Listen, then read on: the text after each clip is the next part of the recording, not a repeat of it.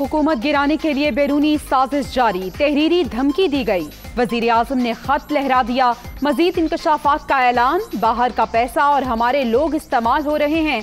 25 करोड़ सामने रखकर जमीर की बातें करने वाले वोट डालने ना जाएं। हुकूमत पसंद नहीं तो मुस्ताफी हो जाएं। वजीर आजम इमरान खान का इस्लामाबाद में जलसे से खिताब।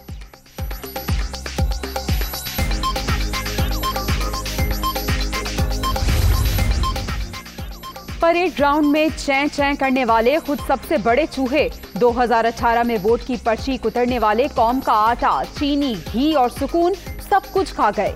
ये किसी साजिश के नतीजे में नहीं, अपने अमाल की वजह से डी चौक पहुंचे हैं। मरियम नवाज का रद्द अमल।